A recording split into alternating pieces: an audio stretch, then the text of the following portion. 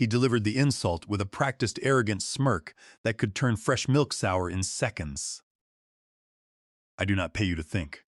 That was the exact moment my brain permanently stopped functioning for Prescott Capital. It was not when he walked into the executive conference room, smelling of expensive cologne and unearned privilege. It was not when he mispronounced the word algorithmic 3 separate times in a single opening sentence. No. It happened right after I had calmly and professionally presented our quantitative risk deck, explaining why our automated trading framework was picking up subtle volatility anomalies, driven by synthetic market leverage. He cut me off midway through my sentence, as though I were a junior office temp asking for permission to order extra printer paper. I had been at the firm for 14 consecutive years. At 55 years old, I had architected every single line of primary code powering our core trading platform, a system the board of directors now regarded as an infallible money printing engine. To the executive committee, the software was viewed as a magical autonomous trading oracle that generated steady, high-margin profits from thin air. But it was never magic. It was the product of 14 years of intense labor, endless overnight sessions, and nearly 200,000 lines of custom C++ architecture.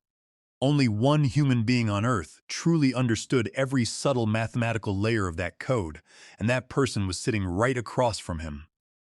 Yet this 28-year-old business school graduate, armed with his father's equity shares and his mother's relentless praise, genuinely believed he could dismiss my professional judgment with a single contemptuous gesture.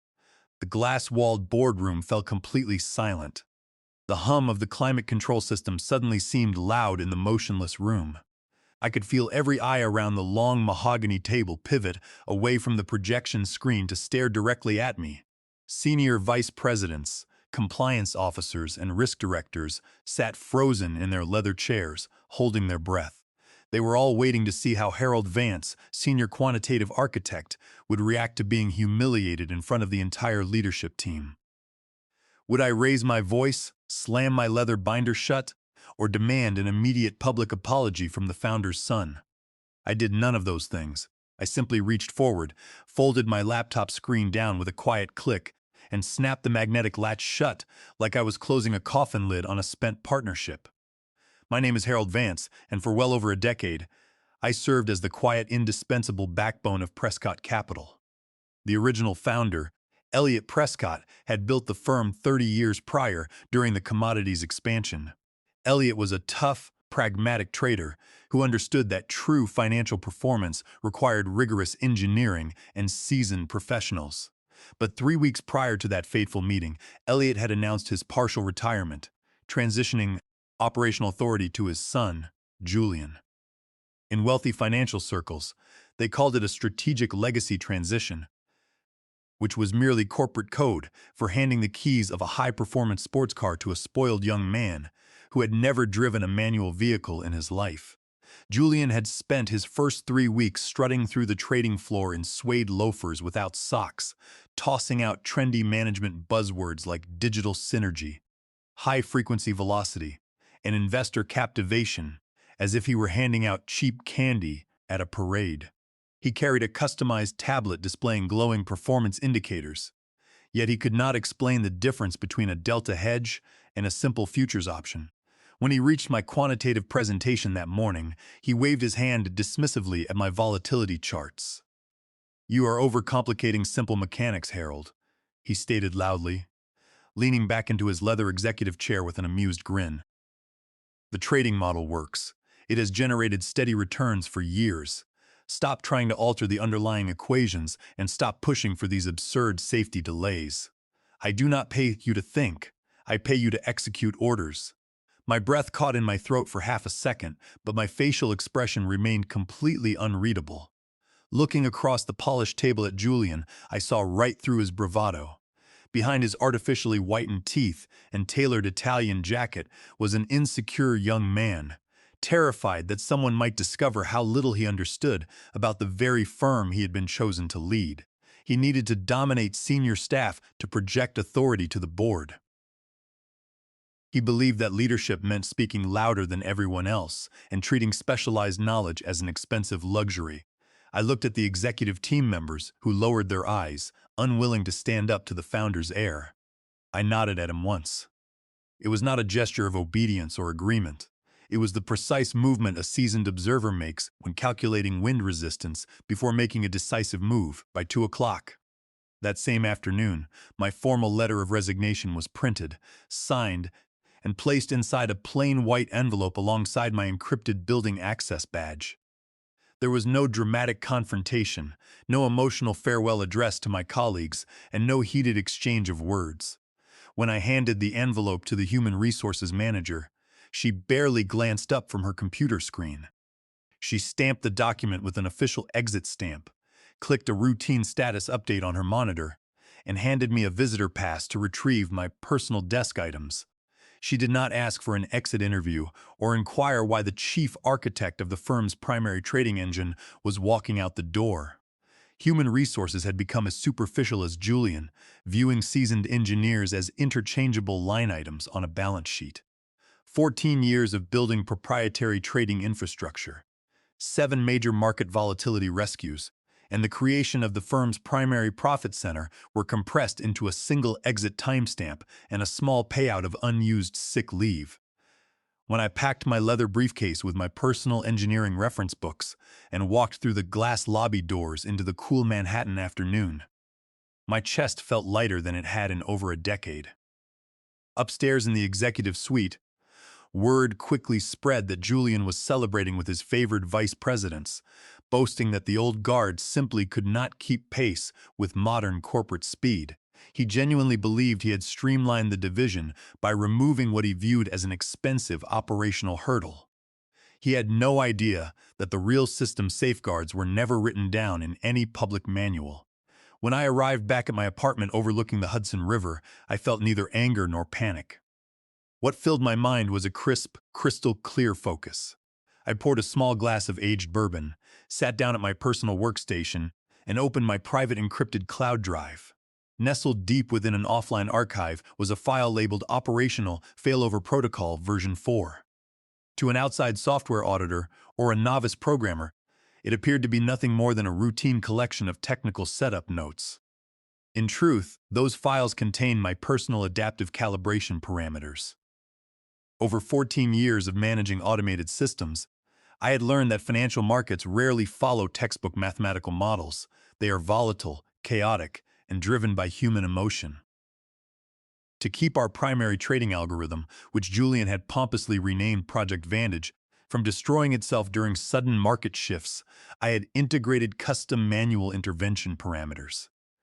Every few days, I would quietly fine-tune the signal dampeners, neutralizing synthetic feedback loops before they could trigger catastrophic position losses. It was not fraudulent behavior or hidden trickery. It was the vital human intuition that kept a multi-million-dollar machine tied to market reality. The firm's board believed Project Vantage was fully autonomous and self-healing. Julian had even boasted to major institutional clients that the software utilized advanced artificial intelligence capable of outmaneuvering market turbulence without human interference. But it was never self-healing. I was the steering wheel, the manual brake, and the shock absorber. Now that my employment contract with Prescott Capital was officially terminated, I had zero legal, professional, or moral obligation to provide uncompensated maintenance for their system. Under federal trade secret statutes, specifically the Defend Trade Secrets Act, under Title 18, Section 1836, personal diagnostic methodologies that are not codified as work for hire remain the private intellectual asset of the developer. Furthermore, under standard copyright principles codified in Title 17, Section 106, personal operational notes created outside of formal company repositories do not transfer automatically without an explicit assignment contract. I access my private key management console, disconnected the remote telemetry link to my personal sandbox server, and permanently purged my private calibration scripts from the cloud drive. I did not touch a single line of Prescott Capital's official server files. I did not insert any malicious code, corrupt their databases, or alter their active scripts. Doing so would have violated federal computer security laws. I simply ceased supplying my personal intellectual property to their live environment. The trading algorithm was now running entirely on its unadjusted base equations. It was like a heavy locomotive traveling downhill at high speed after the lead engineer steps off. It would continue rolling smoothly on straight tracks, but the moment it hit a sharp curve, basic physics would take control. For the first 10 days following my departure, Prescott Capital appeared to be thriving. Financial markets remained unusually stable, and Julian took full advantage of the calm environment. He organized extravagant investor luncheons at private midtown clubs, presenting glossy performance charts and claiming that the firm had achieved unprecedented operational efficiency after purging legacy personnel. He proudly told financial journalists that Project Vantage represented a new era in autonomous portfolio management. To maximize short-term profit margins and impress the board of directors, Julian executed a series of remarkably foolish operational changes. He ordered the junior quantitative developers to permanently disable the 3-second latency verification buffers I had built into the order execution pipeline. He argued that waiting 3 seconds to verify market signals was costing the firm microdollars in potential trading gains. Furthermore, he increased our active leverage ratios from 3-to-1 to nearly 10-to-1, completely disregarding the baseline risk boundaries mandated by our internal compliance framework. He treated statistical risk limits as mere suggestions rather than hard boundaries. He believed that aggressiveness was a substitute for analytical discipline. From my quiet home office, I monitored global market feeds without feeling any emotional attachment. I knew every mathematical vulnerability hidden inside that software architecture. Without my manual noise filters to smooth out micro-anomalies, the algorithm would slowly begin to misinterpret routine market fluctuations as major structural trends. On a cold Thursday morning during my 3rd week of independence, my phone pinged with an incoming message from Owen Brooks, a bright young quantitative developer I had mentored for 2 years. Owen was a dedicated engineer who worked long hours to support his growing family. His text contained a blurred photograph of an internal system warning screen. "Mr. Vance," the text read, "Vantage just initiated an aggressive short position on a major semiconductor manufacturer right before their earnings announcement. The execution signals look completely inverted. Is this part of a planned calibration stress test?" Owen explained that several automated risk flags were triggering, but Julian had instructed the desk to bypass the alerts. He mentioned that the risk team was terrified of challenging Julian's orders. I stared at the image on my screen. The algorithm had misread a brief liquidity dip as a massive institutional sell-off and had automatically doubled down on a short position. I did not reply to Owen's message. Offering technical guidance or attempting to manage firm infrastructure after my departure would expose me to serious legal liability under corporate non-disclosure agreements. I deleted the message, set my phone down, and took a quiet sip of coffee. The first structural stress fracture had formed, and the storm was beginning to gather. By the beginning of the 4th week, the minor technical glitches inside Project Vantage had metastasized into severe operational failures. The algorithm was operating within an unmonitored recursive feedback loop. Because Julian had removed the signal verification delays, the software was issuing thousands of automated buy and sell orders every minute, mistaking its own trade volume for genuine market momentum. It was effectively chasing its own tails inside a digital echo chamber. Junior developers on the trading floor began raising urgent red flags in internal communication channels, pointing out that the portfolio was taking massive long positions on high-yield corporate bonds that were currently undergoing credit downgrades. But whenever a developer attempted to bring these technical warnings to Julian's corner office, he dismissed them with arrogant condescension. He informed the engineering team that financial markets were inherently complex and accused them of lacking executive vision. He repeatedly told a room full of exhausted programmers to stop worrying and let the machine do its job. He even threatened to terminate anyone who brought negative reporting to his weekly review meetings. He insisted that the software possessed an intuitive understanding of market direction that surpassed human analysis. He told the team that older engineers were naturally resistant to progress, and that modern quantitative firms needed boldness, not caution. Meanwhile, internal compliance officers were becoming increasingly alarmed. Under federal financial regulations, specifically Section 15C3-5 of the Securities Exchange Act, broker-dealers are legally required to maintain strict automated risk management controls to prevent runaway algorithmic trading errors. When a junior risk analyst submitted a formal memo noting that firm leverage exposures were exceeding federal guidelines, Julian intercepted the inquiry. He claimed that audited risk summaries were already being prepared for the board of directors. In reality, he was highlighting short-term gross returns while concealing tens of millions of dollars in unrealized losses accumulating in off-balance sheet derivative accounts. He was so consumed by his desire to prove his superiority that he failed to see the firm was burning through its liquid capital reserves just to satisfy daily margin requirements. On a rainy Monday morning at 9:17 Eastern Time, the inevitable market catalyst occurred. An International Trade Commission unexpectedly announced an immediate regulatory investigation into major global technology suppliers. Stock indices experienced violent price swings within milliseconds. A properly calibrated quantitative trading system would have immediately triggered a temporary execution pause, securing protective market hedges until volatility normalized. But Project Vantage had no operational safeguards left, interpreting the sharp drop in asset prices as a temporary statistical anomaly. The software automatically deployed emergency capital reserves, purchasing $35 million in high-risk, leveraged futures contracts within 9 minutes. When market prices continued to fall rapidly, the software failed to execute protective stop-loss orders.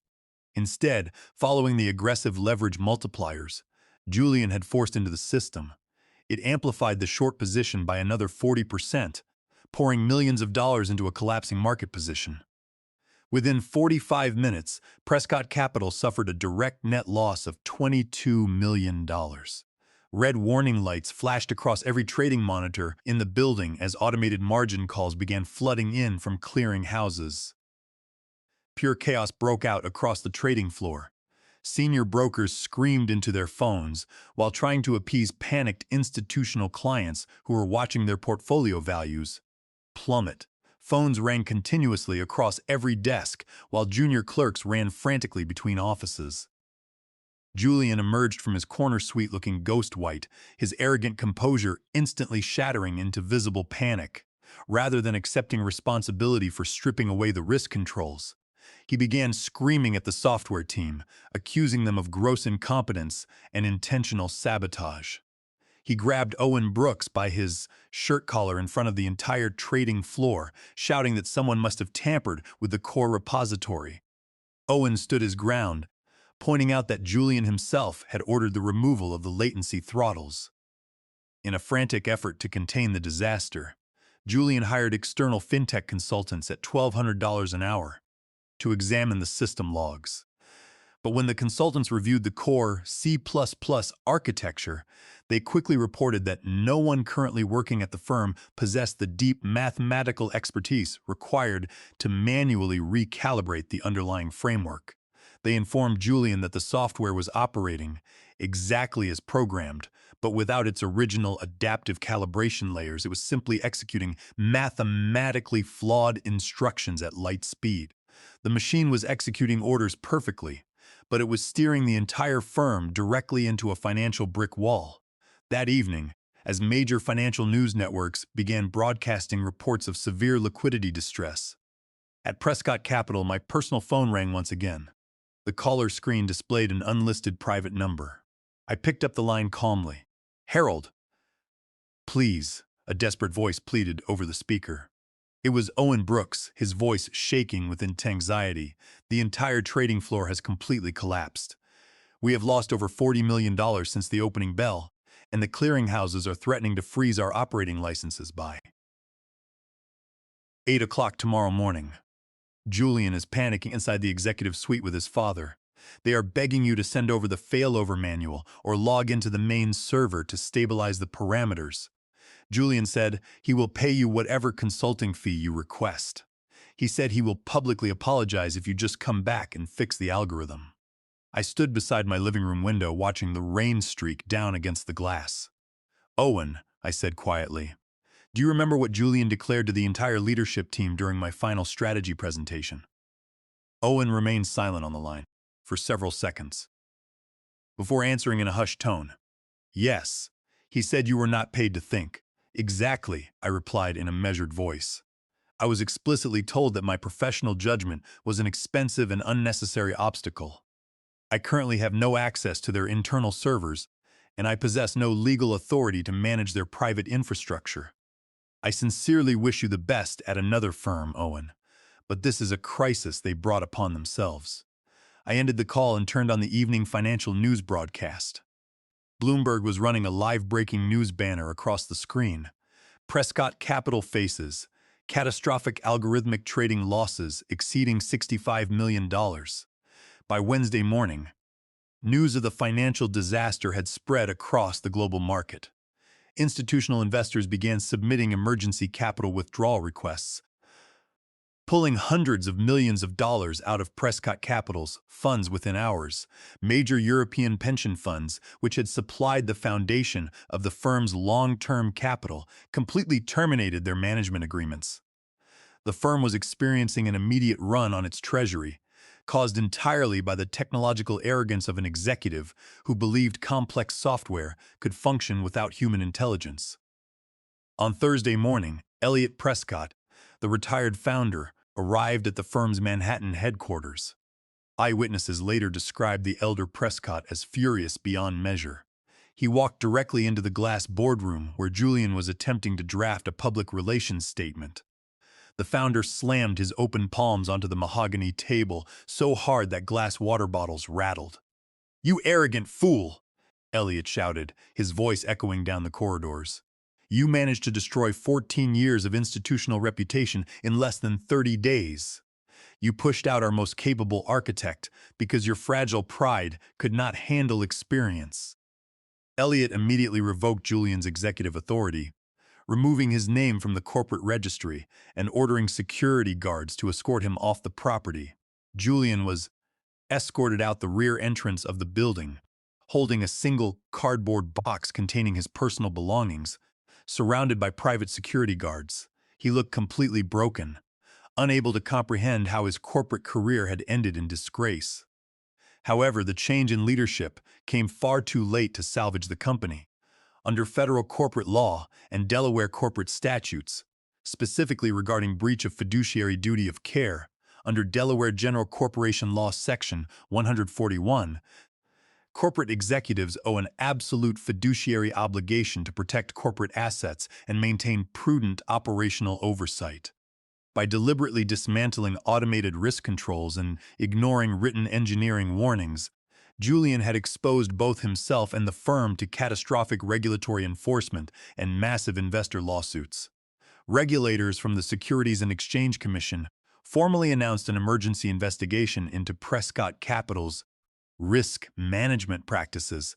The firm's credit rating was downgraded to junk status within hours. Lacking the technical ability to repair Project Vantage and facing insurmountable margin demands, the board of directors had no option left but to initiate an emergency liquidation of the firm's assets under federal bankruptcy laws. The multi-million-dollar financial empire that Elliot Prescott had built over 3 decades was wiped out in less than a month, leaving behind only unpaid debts, regulatory fines, and a cautionary tale for Wall Street. While Prescott Capital was collapsing into financial ruin, my own career took a major step forward. 2 days after my resignation became public knowledge, I received a call from the managing partners at Valiance Global, one of the premier quantitative investment firms in North America. They had monitored the unfolding crisis at Prescott Capital with sharp technical interest and understood precisely why the failure had occurred.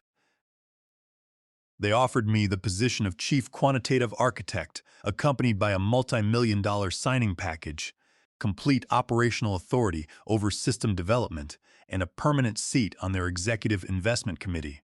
At Valiance Global, Deep experience, mathematical rigor, and careful risk management were valued as essential assets, not dismissed as operational hurdles. 6 weeks after the collapse of my former employer, Valiance Global authorized me to lead a technical acquisition team to evaluate distressed software assets being auctioned off by Prescott Capital's bankruptcy trustees. The once grand Manhattan office of my former employer was practically abandoned. Stacked cardboard boxes lined the empty hallways, and the once boisterous trading floor was completely silent. The glowing monitors that had once displayed real-time market data were now dark and unplugged. We submitted an official cash bid for Prescott Capital's complete legacy code library, including the core repository of Project Vantage, because no other bidding firm possessed the internal technical documentation or the architectural understanding required to run the broken software. Our proposal was accepted without competition. We purchased the entire 14-year software portfolio for 11 cents on the dollar, paying a tiny fraction of its original construction cost. On my first morning managing the acquired codebase at Valiance Global, I sat down at my new executive workstation. I opened the primary repository of Project Vantage, reattached my personal failover calibration parameters, restored the mandatory 3-second execution buffers, and reinstated the strict 10-to-1 risk throttles. Within 48 hours of proper technical calibration, the software began operating with extraordinary stability, generating consistent, low-risk returns for Valiance Global's flagship fund. Furthermore, I hired Owen Brooks and 3 other talented junior developers who had been displaced by Prescott Capital's closure, providing them with competitive compensation and a supportive professional environment where their technical skills were respected. Owen thrived in his new role, quickly becoming one of our most dependable quantitative engineers.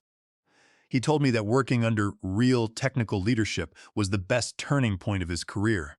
Late one Friday afternoon, as I was finalizing my weekly portfolio report, I came across a Financial Journal article summarizing the aftermath of the Prescott Capital bankruptcy. Julian Prescott had been permanently banned from serving as an officer or director at any regulated financial entity following the conclusion of the federal compliance investigation. His father had been forced to liquidate multiple real estate properties to settle outstanding creditor judgments.